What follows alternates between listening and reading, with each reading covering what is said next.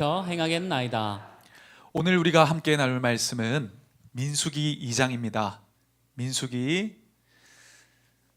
2장 1절에서 2절 그리고 32절에서 34절 말씀을 저와 여러분이 교독하도록 하겠습니다. 여호와께서 모세와 아론에게 말씀하여 이르시되 이스라엘 자손은 각각 자기의 진영의 군기와 자기의 조상의 가문의 기호 곁에 진을 치되 회막을 향하여 사방으로 치라. 이상은 이스라엘 자손이 그들의 조상의 가문을 따라 계수된 자니 모든 진영의 군인 곧 계수된 자의 총계는 60만 3,550명이며 레위인은 이스라엘 자손과 함께 계수되지 아니하였으니 여호와께서 모세에게 명령하심과 같았느니라. 함께 읽습니다. 이스라엘 자손이 여호와께서 모세에게 명령하신 대로 다 준행하여 각기 종족과 조상의 가문을 따르며 자기들의 길을 따라 진치기도 하며 행진하기도 하였더라. 아멘. 우리 앉으시면서 인사하겠습니다. 은혜 많이 받으세요. 은혜 많이 받으세요. 은혜 많이 받으세요.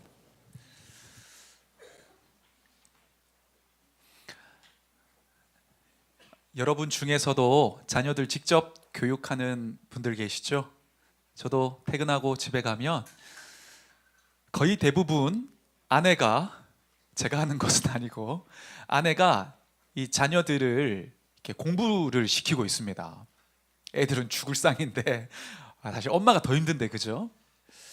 그렇게 이제 공부시키고 있는데요. 한 번씩 이렇게 아이들이 공부하는 교재를 보면 야, 제가 그 나이 때에 배웠던 것보다 이 수준이 훨씬 높다는 것을, 나는 이제 아이들을 가르칠 때가 아니라는 것을 느끼게 됩니다. 요즘에 중학생들도 굉장히 수준이 많이 높아졌더라고요. 근데 우리가 공부할 때 이 원리와 원칙을 잘 깨닫고 적용하는 것이 너무 중요하죠. 수학 공부를 할 때도 예를 들어서 문제를 풀어내는 원리가 되는 이 공식을 외우지 않고 문제만 계속 푼다면 어떻게 될까요? 어쩌다가 한 번씩 3번을 찍어서 맞을 수는 있겠죠. 하지만 문제가 좀 변형이 되어서 나오게 되면 원리를 알지 못하고 원리를 적용하는 이 원칙들을 알지 못하면 또 틀리게 됩니다. 근데 우리의 신앙생활도 마찬가지입니다.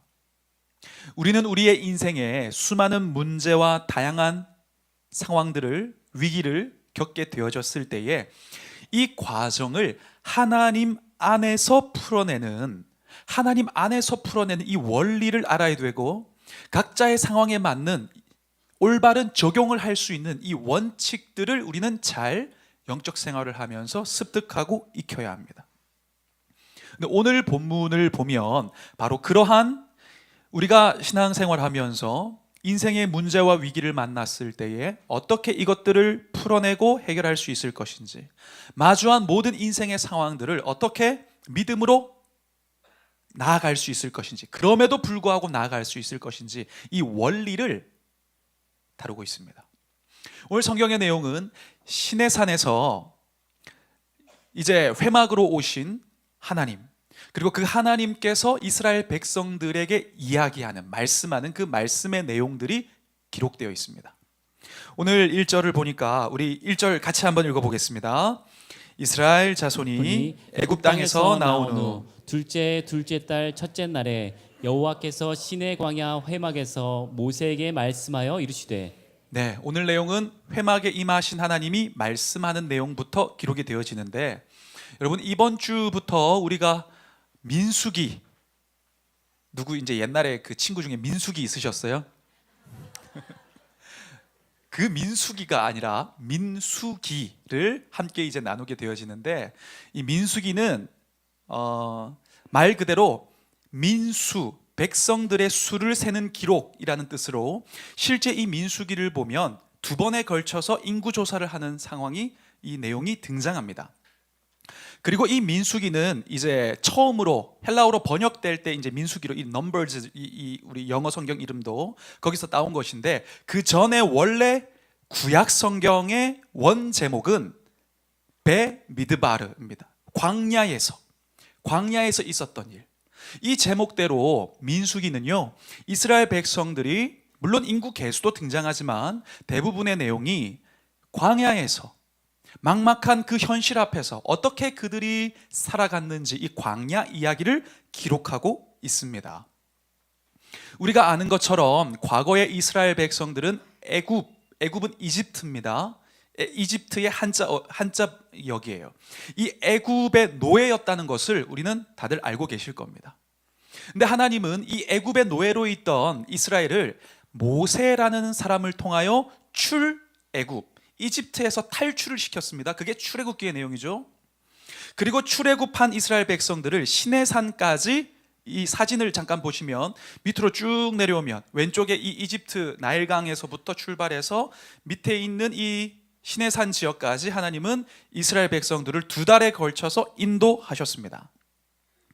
이제 이스라엘 백성들은 바로 이 시내산 자락에서, 이 밑에서 하나님께 율법을 받고 또 예배 드리는 처소인 성막, 즉 회막을 짓는 방법도 배우고, 그때까지는 우르르 몰려다녔지만 이제는 군사 조직으로서 어떻게 행렬을 갖출 것인가, 이 행렬도 정비하고 이 시내산 밑에서 이러한 이제 일들을 하게 되어집니다.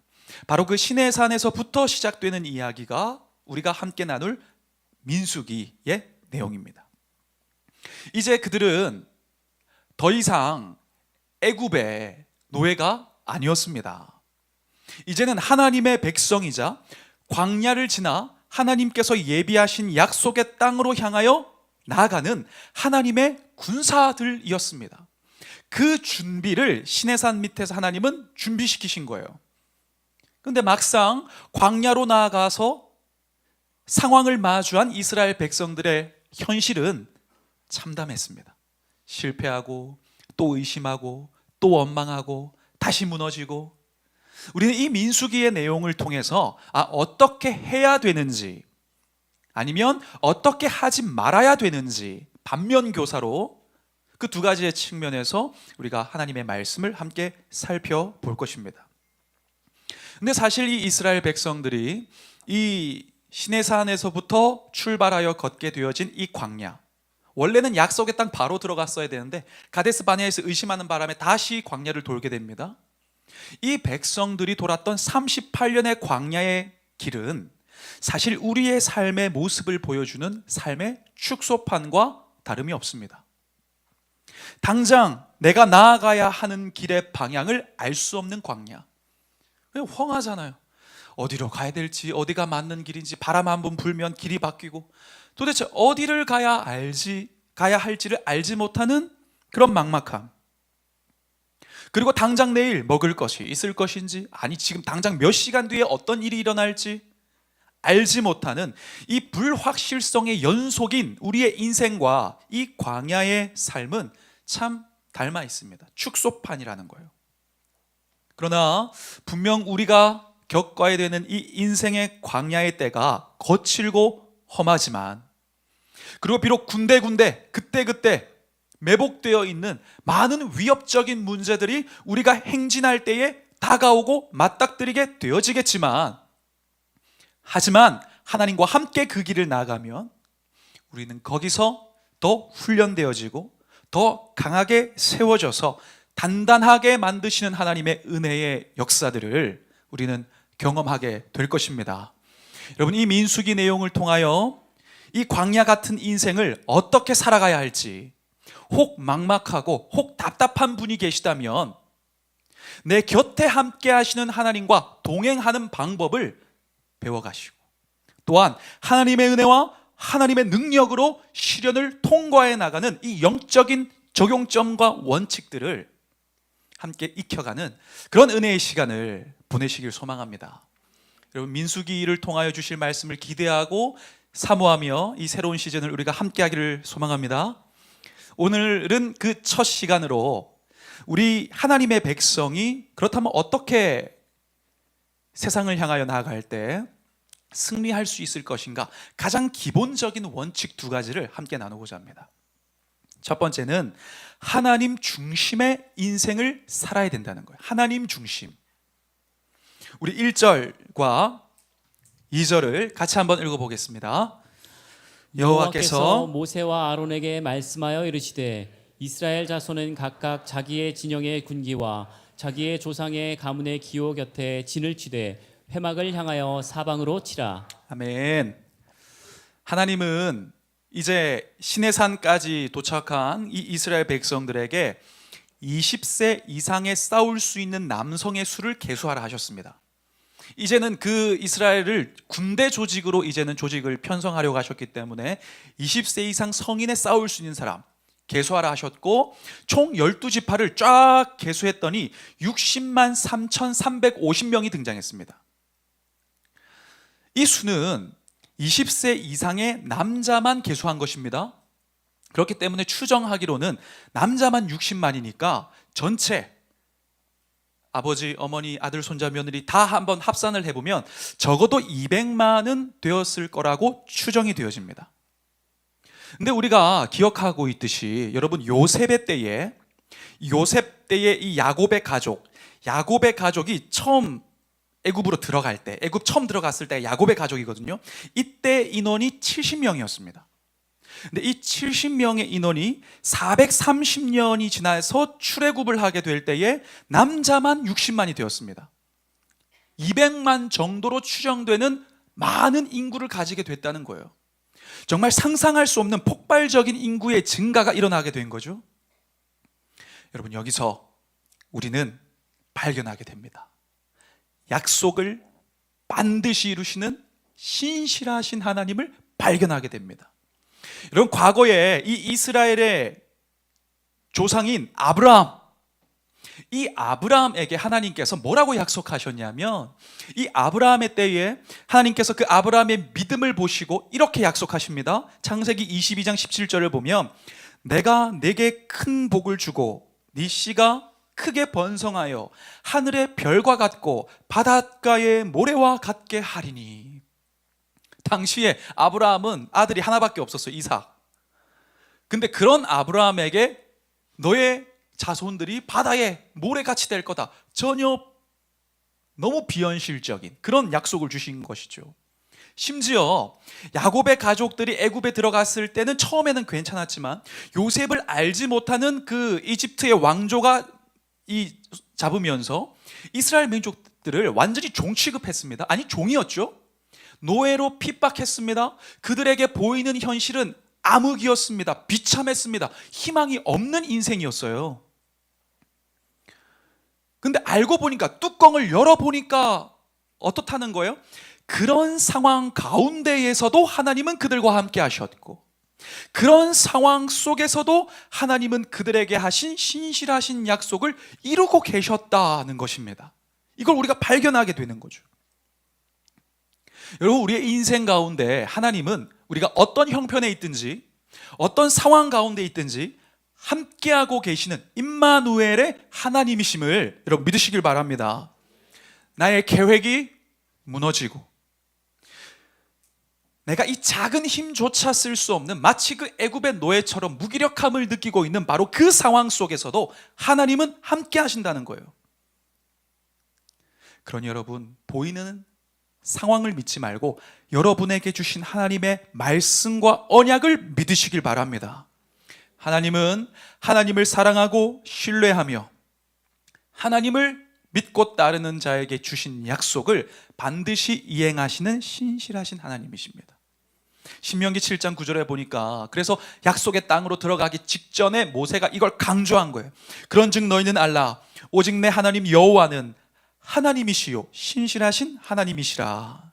그를 사랑하고 그의 계명을 지키는 자에게는 천대까지 그의 언약을 이행하시며 인애를 베푸시되.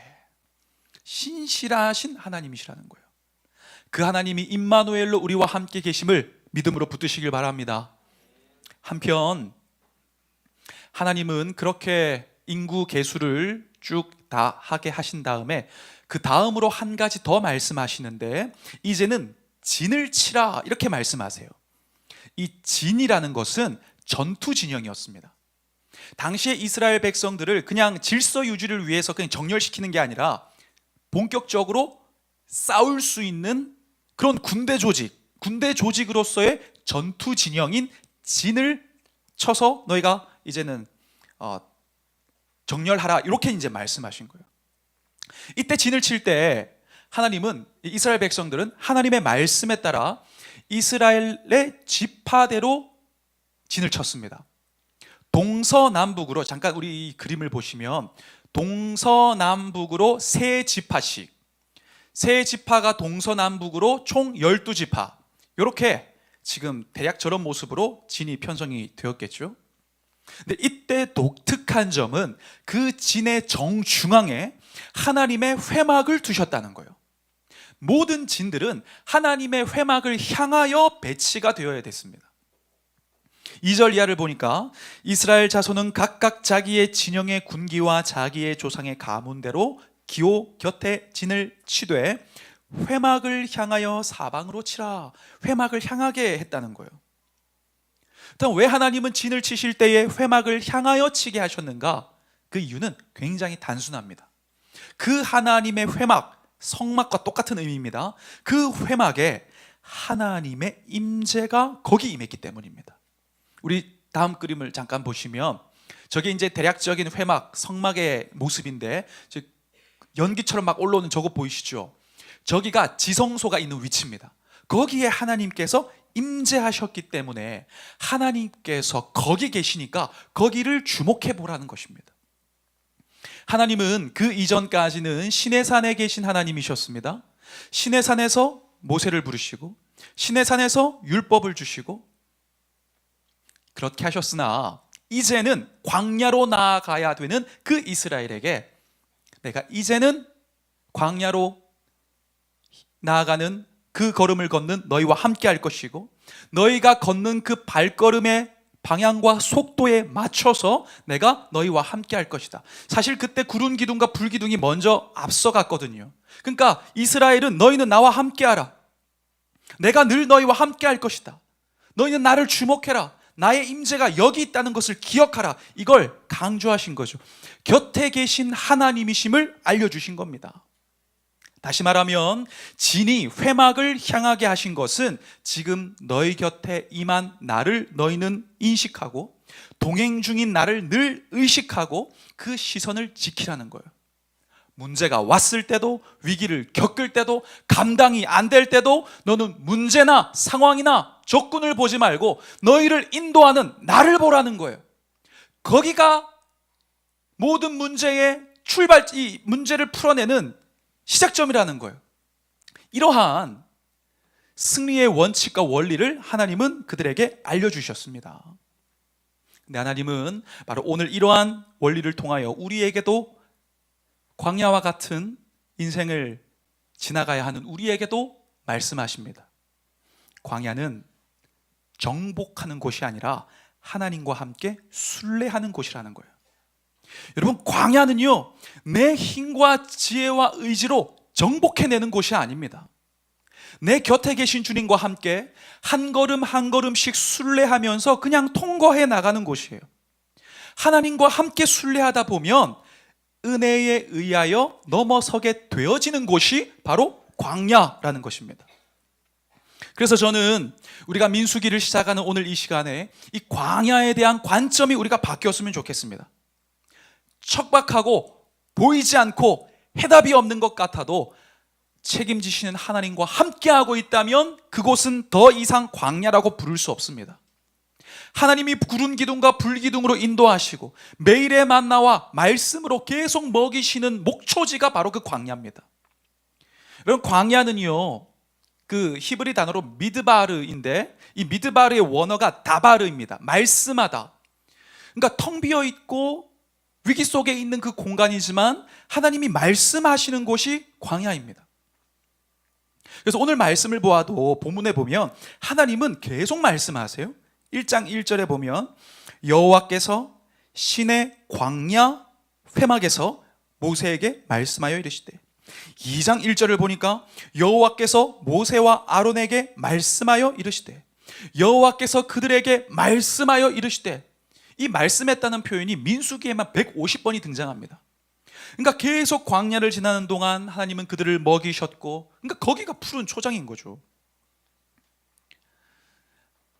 혹 우리 가운데 광야 같은 어디로 나아가야 될지 알지 못하고 방향을 잡을 수가 없는, 무엇을 붙잡아야 될지 잡힐 것도 없는 그 광야 한가운데 있다면 여러분, 그때가 여러분의 인생에 가장 하나님을 가까이 하며 말씀을 들어야 될, 주님이 공급하시고 여러분 붙잡아야 될 그 시즌인 것을 꼭 기억하시면 좋겠습니다. 반면 나의 능력과 지혜와 배경과 도와줄 것이 다 갖추어져 있어도 거기 하나님이 부재하시다면 거기가 진짜 광야입니다. 나를 무너지게 하는 광야는 하나님이 없어도 살아가는 바로 그곳이 광야라는 거예요. 그러니 우리 모든 글로리 채플 성도님들께서 우리의 삶을 다시 하나님, 우리의 인생의 방향이 되시는 하나님 중심의 삶으로 재편성하시기를 축원합니다. 광야를 지나는 우리에게 진짜 필요한 것은 더 좋은 무기나 넉넉한 음식이나 나를 도와줄 배경의 사람이 아니라 정말 광야를 지날 때 우리에게 필요한 것은 하나님의 강력한 임재입니다. 우리에게는 하나님의 강력한 임재가 필요하다는 거예요. 그래서 우리는 하나님 중심, 예배 중심, 말씀 중심, 기도 중심, 교회 중심으로 다시 시작해야 한다는 것입니다. 능력이 큰 사람, 능력이 적은 사람, 나이가 많은 사람, 나이가 적은 사람 상관없이 우리의 인생의 정중앙에는 하나님이 계셔야 됩니다. 우리는 다 하나님의 리더십에 따라가야 되는 거예요. 그래서 특별히 우리 이제 다음 주부터 31일부터 21일에 복음행전이 시작되는데, 이 복음행전 기간 동안 어제부터 그렇게 기도를 시작했습니다. 우리가 살아가는 모든 삶의 전열을 재정비하고 다시 무장하여서 하나님 앞에 다시 올곧게 설 수 있는 한 분 한 분이 되게 해달라고 기도하고 있는데, 우리가 그러한 마음으로 사모하고 또 직접 현장에서 은혜 받아서 다 재정비하여 다시 굳건히 세워지는 그런 한 분 한 분 되시기를 축복합니다. 광야는 결코 하나님을 그 인생의 중심에 모시고 그분을 주목하며 믿음으로 살아가는 하나님의 백성을 실패시킬 수 없습니다. 하나님의 강한 손이 그들을 붙들고 있는데 어떠한 문제와 어떠한 대적이 그 하나님의 백성을 쓰러뜨릴 수가 있겠습니까? 다만 우리가 믿음이 없어 넘어질 수는 있으나 하나님을 굳건히 신뢰하며 하나님의 승리가 있다는 것에 대하여 우리가 믿음의 신뢰를 가지고 인생의 광야를 걸으면 좋겠습니다. 성경의 이사야 43장 2절 이하도 이렇게 말씀합니다. 네가 물 가운데로 지날 때에 내가 너와 함께 할 것이라. 강을 건널 때에 물이 너를 침몰하지 못할 것이며 네가 불 가운데로 지날 때에 타지도 아니할 것이요 불꽃이 너를 사르지도 못하리니 대저 나는 여호와 내 하나님이요 이스라엘의 거룩한 이요 내 구원자임이라. 오늘 우리에게 주님 말씀하십니다. 나는 너의 하나님이요 능력의 하나님이요 거룩한 이요 너의 구원자임이라. 이 말씀 굳게 붙드는 우리가 되었으면 좋겠습니다. 우리의 싸움은 결국 힘든 환경이나 대적과의 싸움이 아니라는 것을 인식하십시오. 우리의 싸움은 결국 중심을 지켜놔야 되는 나 자신과의 싸움이고 나의 믿음을 지켜야 되는 나의 작은 믿음과의 싸움입니다. 하나님 자리를 그러니 빼앗기지 마시고 하나님 중심의 삶을 회복하시길 축원합니다. 다시 말씀 중심, 기도 중심, 교회 중심, 하나님 중심의 삶을 온전히 회복하고 재편성하여서 방황을 행진으로 바꾸시는 주님의 은혜를 경험한 여러분 되시기를 축원합니다. 한 걸음 더 나아가서 우리가 하나님 백성의 승리 원칙 두 번째 기억할 것은 부르신 역할을 행하며 살아가야 한다는 겁니다. 광야에서 멍하게 가만히 있는 것이 아니라 나에게 맡겨주신 역할에 따라 임무를 완수해 나가며 걸어가야 한다는 거죠. 우리가 17절을 보면 우리 17절 같이 한번 읽어보겠습니다. 그 다음에 회막이 레위인의 진영과 함께 모든 진영의 중앙에 있어 진행하되 대로 각 사람은 자기의 위치에서 자기들의 길을 따라 앞으로 행진할지니라. 아멘. 각 사람은 자기 위치가 있다는 겁니다. 여러분, 출애굽을 하고 난 이후에 아까 지도 잠깐 보았지만 출애굽한 이후에 이스라엘 백성들이 밑으로 쭉 내려와서 시내산에 왔죠. 여기까지 2달 걸렸고 그리고 여기서 11개월 약 1년 동안 머물게 되어졌습니다. 근데 그 이스라엘 백성들 입장에서 보면 계속 지금 머물러 있는 상태니까 어쩌면 이 기다림의 시간을 그들은 보내고 있었던 겁니다. 하지만 그 기다림의 시간이 의미 없었던 시간이 아니었어요. 그들은 그 시간을 통해서 하나님과 언약을 맺고 십계명을 받고 율법을 받고 예배 처소인 성막을 짓는 법을 받고 그 준비되는 훈련의 시간을 보낸 겁니다. 그러니까 하나님은 이 애굽의 노예였던 이 출애굽한 백성들, 이미 이 마인드가 이 옛날 애굽의 노예의 마인드로 세팅이 돼 있어요. 그들을 불러내셔서, 그래서 처음 불러낼 때 2달 동안 그들 엄청 막 원망합니다. 이미 원망 시작했어요. 광야 들어오면서. 그래서 시내산까지 왔거든요. 그런 그들의 이 생각과 중심을 하나님의 말씀과 하나님의 그 은혜를 통하여서 하나님 백성답게, 그리고 이 하나님의 군사에 걸맞도록 영적 준비와 훈련을 거기서 진행을 한 겁니다. 그런데 하나님은 우리에게도 그런 기다림의 시간을 보내게 하실 때가 있다는 거죠. 왜 계속 여기에 머물게 하시나? 왜 지금 빨리 진군해야 하는데 여기 잠깐 멈추라고 하시나?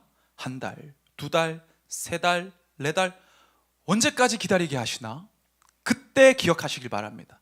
하나님께서 잠깐 멈춤 버튼을 누르셨다면 그렇게 해야 하는 목적이 있기 때문입니다. 여러분, 하나님께서 우리를 잠깐 그 자리에 멈추게 하셨다면 두려워하지 마시고 그 계획 가운데 주님께서 목적하신 바를 잘 말씀을 통하여 찾아내시면 좋겠습니다. 많은 경우 우리는 멈춰 있을 때, 마치 내 인생 공회전 하는 것 같을 때 두려워하고 불안해하지만, 우리가 기억해야 될 것은 하나님은 빨리빨리 지름길로 보내는 분이 아니라 바른 길로 보내시는 분이십니다. 바른 길로 가야 하기 때문에 때로는 준비시키시는 거예요. 우리의 조급한 마음에 넘어지지 말고 모든 그 과정마저도 하나님의 손 아래 있다는 것을 기억하시면 좋겠습니다. 우리가 어떤 삶의 순간에 있어도, 어떤 삶의 순간에 인내하며 그 고통 가운데 혹은 그 문제 가운데 기다림의 시간을 보내고 있다고 할지라도, 우리가 어떤 상황 가운데 인생의 동굴 가운데 숨어 있다고 할지라도 하나님의 은혜와 섭리의 손을 피할 수 있는 공간은 없습니다. 여러분, 이제 아무리 도망가도 하나님의 사랑의 손에서 벗어날 수가 없어요. 믿으십니까? 성경 이렇게 말씀합니다. 시편 139편 9절 이하를 보니까 내가 새벽 날개를 치며 바다 끝에 가서 거주할지라도 거기서도 주의 손이 나를 인도하시며 주의 오른손이 나를 붙드시리이다. 여러분, 바다 끝에 배 타고 가셔도 거기도 하나님의 손이 붙들고 인도하고 이끌어가고 돌보시니 우리는 하나님 손 벗어나기는 틀렸습니다. 이게 은혜인 줄 믿습니다. 여러분, 전투기 조종사나 우주 비행사들이 이제 선발된 다음에 특수한 훈련을 하잖아요. 고강도 훈련을 하게 되어지는데, 이 비행선이 발사될 때 이 중력을 3배, 4배, 5배, 7배까지 막 견뎌야 되기 때문에 특수한 훈련을 합니다. 이 중력을 막 이렇게 맞게 되면 피가 하체로 쏠리면서 뇌 혈류량이 줄어들고 산소가 공급이 안 돼서 딱 기절하는 거죠. 그래서 어떤 훈련을 하는가? 중력 가속도 내성 훈련을 한다는 거예요. 여러분, 아마 TV에서 그런 거 보셨습니까? 이 전투기 조종사들이 빙빙빙빙 돌아가는 거기에 앉아서 7지, 8지, 9지 막 하면서 이렇게 호흡하는 거, 막 하는 거, 이거 훈련하잖아요. 그거를 계속 한다는 거예요. 그러면서 호흡하는 법을 배우고 높아지는 중력을 견디는 내성 훈련을 하는 겁니다. 그러면 거기에 적응이 되면 이제는 똑같은 상황이 발생해도 거기서 숨을 쉬고 임무 수행을 할 수 있다는 거예요. 근데 하나님은 이렇게 우리도 훈련시키신다는 거죠. 때로는 막막한 상황 가운데 그냥 두게 하십니다. 근데 분명히 그 전에는 그때 막 죽을 것 같아요. 숨도 못 쉴 것 같아요. 다 끝난 것 같아요. 절망스러울 것 같아요. 근데 거기서 하나님 또 기다리게 하시고 기도하게 하시고 인내하게 하시고 하루의 은혜로 만나로 먹이시면서 계속 버티게 하는 순간순간에 우리가 뭘 터득하게 되냐면 숨 틔우는 법을 터득하게 되는 겁니다. 안 죽네? 여기서도 숨 쉴 수 있네?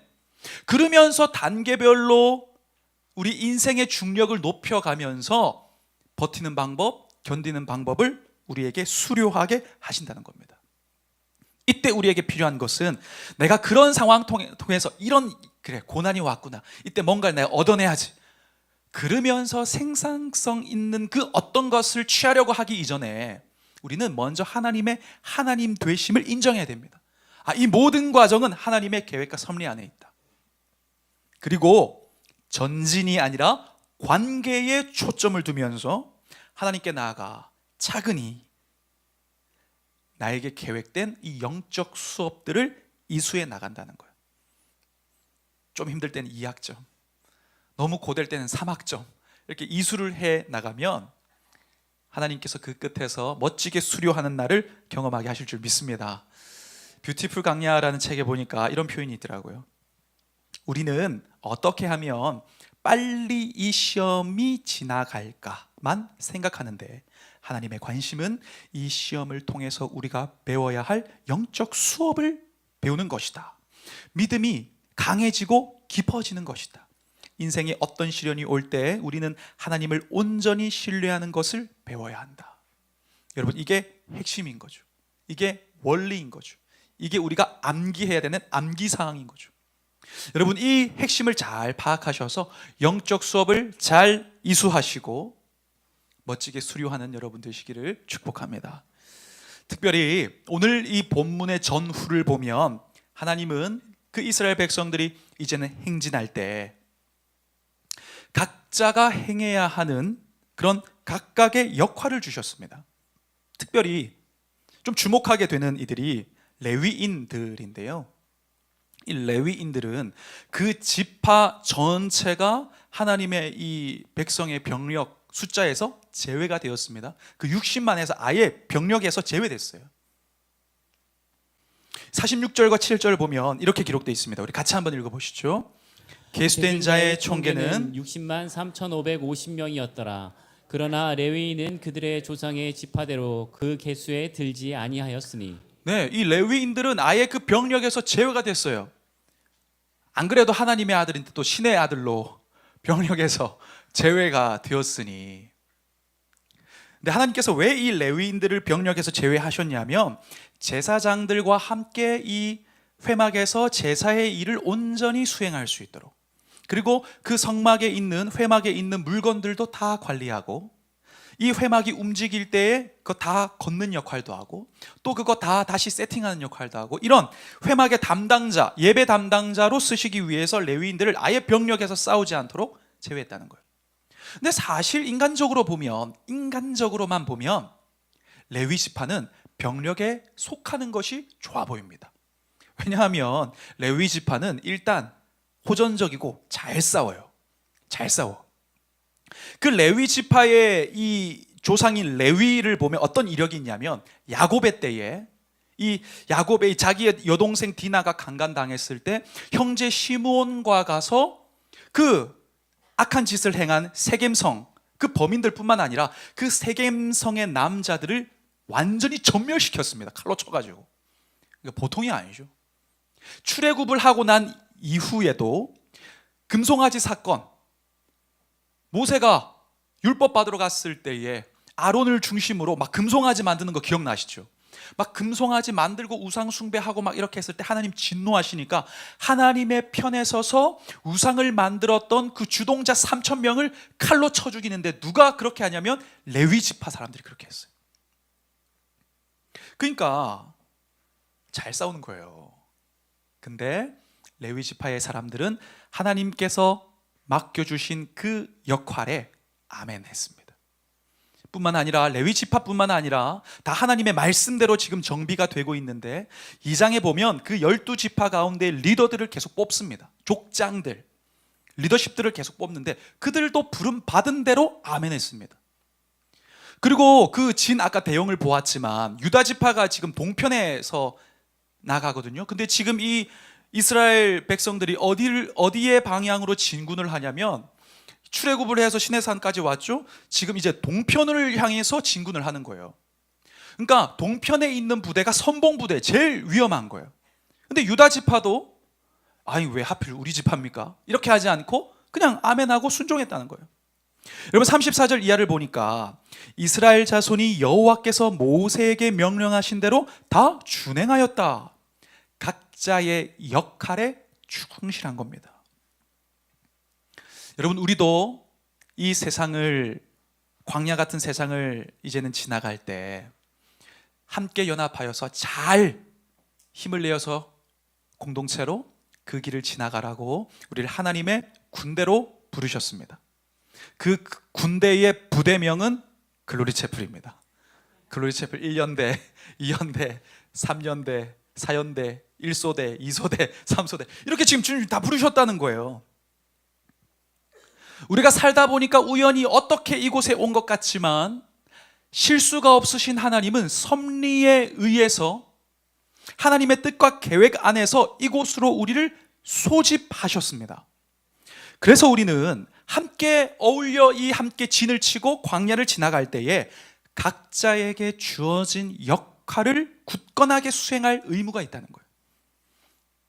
지금 이 공동체 안에서 내가 무엇을 할 수 있을지에 대해서 답을 찾지 못하신 분들은 찾아가시고, 지금 우리에게 맡겨진 역할이 있는 분들은 그 역할을 굳건하게 수행할 수 있는 힘을 구하며 해나가시는 그런 멋진 영적 군사가 되시기를 축원합니다. 나의 역할을 성실하게 행하는 그 섬김과 수고가 결국 영적인 진으로 하나로 묶인 우리를, 서로를 단단하게 세워주는 힘이 되는 것입니다. 여러분 군대에서 중요한 보직이 따로 없습니다. 모든 역할에는 그 나름의 역할과 임무와 가치가 있는 거예요. 통신, 전투병과, 운송, 조리병과 할 거 없이 다 나름의 역할과 가치와 의무가 있는 거예요. 저 옛날에 이제 저기 있을 때 솔직한 고백이지만 조리병과는 아유 참 편하겠다. 이게. 지금 보니까 그 사람들 제일 힘들어요. 새벽 4시에 일어나가지고 막 무 다듬고 이거 안 먹으면 싸움할 수 있습니까? 나름의 의무와 가치가 있다는 거예요. 마찬가지로 영적인 군사로 부름받은, 군대로 부름받은 우리에게도 주어진 각각의 역할과 가치가 있다는 것입니다. 그 사역과 섬김에 의미가 있다는 거예요. 그러니 우리는 해야 할 것을 하면서 하나님께서 맡겨주신 것을 굳건히 행해 나가고, 그러한 연합을 통해 단단하게 진이 형성이 되어서 어떤 공격과 외부의 사단 시험이 와도 함께 중보하고 함께 기도하고 함께 밀어주고 함께 하나님 바라보면서 우리가 승리해 나가야 한다는 것입니다. 여러분에게 주신 각자의 역할을 그런 자부심을 가지고 행하여 나가시고, 아직 내가 무엇을 해야 될지 알지 못한 가운데 있다면 내가 이 공동체에 어떻게 부르심을 받았는지 눈을 뜨게 되어지는 과정이 우리에게 있기를 소망합니다. 하나님께서 우리를 바로 그곳에 부르심에는 실수하심이 없습니다. 예배를 섬김, 성도를 세움, 교회를 돌봄, 다음 세대를 양육하는 그 부르신 자리를 굳건히 지키는 그런 충성된 멋진 부르신 자를 기쁘게 하는 그런 군사가 되기를 축복합니다. 나의 그런 섬김들은 하나님의 큰 그림 안에서 하나님의 뜻과 그 하나님의 목적을 이루는 데에 귀하고 값지게 사용될 것입니다. 고린도전서 4장 1절 이하를 보니까 이렇게 기록하고 있습니다. 우리 같이 한번 읽습니다. 사람이 마땅히 우리를 그리스도의 일꾼이요 하나님의 비밀을 맡은 자로 여길지어다. 그리고 맡은 자들에게 구할 것은 충성이니라. 아멘. 맡은 자에게 구할 것은 충성이라고 하셨으니 여러분 이제 우리가 인사를 충성으로 바꿀까 봅니다. 충성.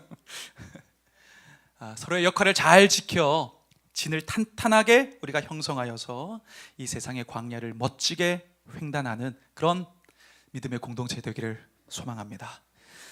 말씀을 마무리하려고 합니다. 하나님께서는 시내산에 임재해 계셨지만 이제 본격적으로 이스라엘 백성들이 광야를 지나가야 될 그때가 되니까 회막으로 임재하셨어요. 무슨 뜻일까요? 너희가 광야에 어떤 길을 걷든지 내가 너희를 그냥 두지 않을 거다. 너희가 어떤 상황을 마주하든지 내가 너희를 버려두지 않을 거다. 너희가 어떤 문제 가운데 고통받고 있든지 너희는 혼자가 아니다. 이 메시지를 분명하게 주신 것입니다. 여러분, 오늘도 하나님은 우리의 인생의 나침반이 되어 주십니다. 우리가 광야를 걸을 때에, 광야는요 빨리 통과해야 되는 곳이 아니라 바르게 통과해야 되는 곳입니다. 여러분, 빨리 갔다가 제자리 계속 도는 거 아시죠? 바르게 가야 되는데, 바르게 통과하기 위하여 필요한 것은 지도가 아니라 나침반인 거예요. 여러분, 광야는 바람 불면 길이 바뀌고, 오늘하고 내일 길이 또 달라지고, 큰 폭풍우가 불면 지형 자체가 바뀌는데 지도는 의미가 없습니다. 아, 여기에 가면 이 길이 나오고, 이 지형을 건너면 이런 지형이 나오겠지. 이 지도가 의미 없다는 거예요. 그때 필요한 건 나침반입니다. 여러분, 막막하고 두려우십니까? 광야 가운데 홀로 있는 것 같을 때 나는 홀로 있는 것이 아니라 정말 횡해서, 야, 어디로 가야 되나? 뭘 붙잡아야 되나? 오늘 저녁에 먹을 수는 있나? 내 자식들을 어떻게 내가 보호해야 되나? 모든 것이 막막할 때에, 그것에 오늘 하나님 우리에게 말씀하십니다. 나를 보라니까. 너희의 인생의 정중앙에 있는 나를 봐라. 나를 바라봐라. 우리가 이 하나님 중심의 삶을 잘 회복하시면 좋겠습니다.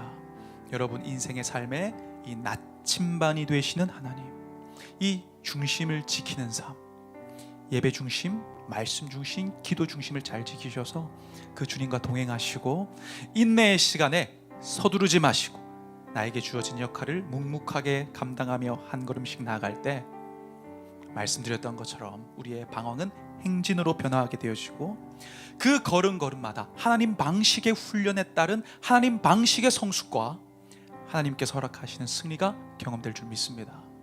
물론 쉽지 않지만 우리 이제 민수기 보다 보면, 야, 이스라엘 백성들 날마다 넘어질 거예요.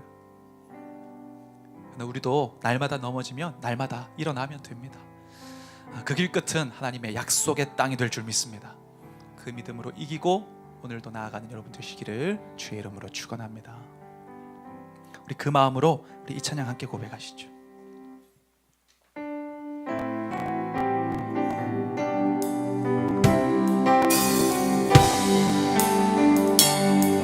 주님, 내 길을 잘 아시고 내 걸음 아시네. 어둠에서 빛을 내시는 그분을 믿네.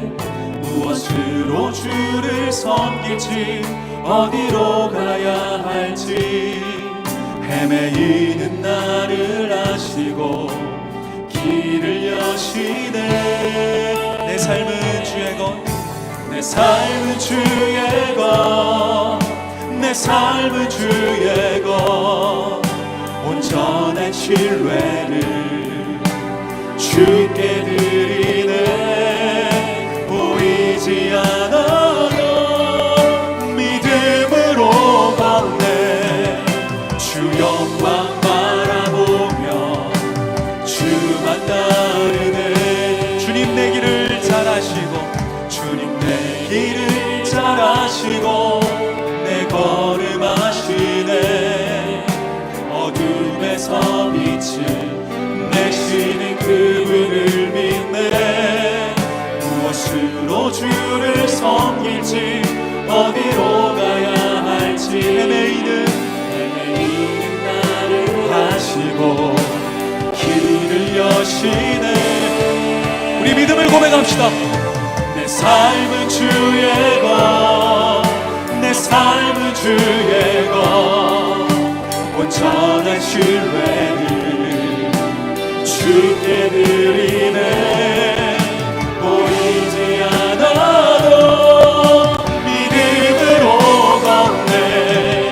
주 영광 바라보며 주만 따르네. 좁은 길을 걸으라, 좁은 길을 따르라. 승리의 주, 영원한 생명 되시네. 고난 중에 고난중에 순종을 배워가며 너의 모든 삶 맡겨드리라.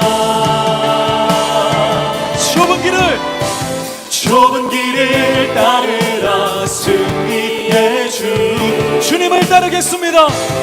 영원의 생명 되시네. 우리의 믿음을 선포합니다. 고난 중에 순종을 배워가며 너의 모든 삶 맡겨드리라. 내 삶은 주의 것, 내 삶은 주의 것, 온전한 신뢰를 주께 드리네. 보이지 않아도 믿음으로 걷네. 주 영광 바라보 주만 따르기를 결단하며 우리 믿음의 두 손을 들고 고백합니다. 내 삶은 주의 것, 내 삶은 주의 온전한 신뢰를 주께 드리네. 보이지 않아도 믿음으로 걷네. 주 영광 바라보 우리 마지막으로 한 번 더 선포합니다. 나의 삶은 주의 것, 내 삶은 주의 것, 내 삶은 주의 것, 온전한 신뢰 주께 드리네. 주께 드리네. 보이지 않아도 믿음으로 걷네. 주 영광 바라보며 주만 따르네. 사랑의 아버지 하나님, 우리가 광야 같은 그 상황의 중심에 있을 때에도 많은 위협과 어려움은 있지만 우리와 함께 하시는 그 주님을 끝까지 바라보는 시선을 놓치지 않게 하시고 나의 힘듦을 아시고 나의 고난도 아시고 나의 그 버거운 마음도 아시지만 우리를 이제는 가만히 두지 않고 더 하나님의 군사와 백성다움으로 이끌어내시려고 걷게 하시는 그 광야, 이제는 주님 바라보며 끝까지 믿음으로 걷게 하여 주시옵소서. 주님과 함께하는 광야는 광야가 아니고 주님을 외면하는 그곳이 광야인다는 것을 우리가 기억하면서 우리가 다시 믿음으로 일어나 하나님 중심의 삶을 살아가고 나에게 주어진 역할을 묵묵히 감당하며 한 걸음씩 걸어나가는 믿음의 사람, 그러한 역할을 통하여 우리의 이 글로리 채플의 진이 튼튼하게 묶어져 하나님 원하시는 방향대로 진군하는 그런 영적 공동체가 우리가 되게 하여 주시옵소서. 우리를 그렇게 하나로 묶어주신 주님께 감사하며 우리의 인생을 인도하신 주님께 또한 감사드리며 예수 그리스도 이름으로 기도합니다. 아멘.